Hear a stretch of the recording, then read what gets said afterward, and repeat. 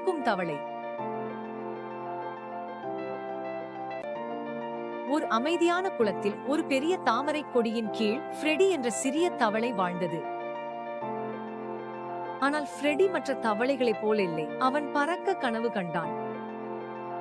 அவனது தவளை நண்பர்கள் தண்ணீரில் துள்ளிக் கொண்டிருக்க ஃப்ரெடி இலைகளால் செய்யப்பட்ட தட்டான் சிறகுகளை கட்டினான். நான் பறக்க முடியும் என்று நம்புகிறேன். அவன் காளானிலிருந்து துள்ளி கத்தினான். அவன் பறக்கவில்லை. அவன் ஒரு சிறிய குளத்தில் விழுந்தான். ஆனால் ஃப்ரெடி விடாமல் இருந்தான்.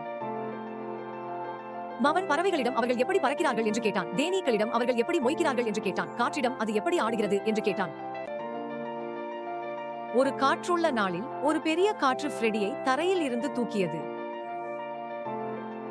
குளத்தின் மேல் உயரமாக மிதந்தது. கால்கள் அசைந்தன, இதயம் பறந்தது. என்ன பாருங்கள், ஃப்ரெடி கத்தினான். நான் முதல் பறக்கும் தவளை.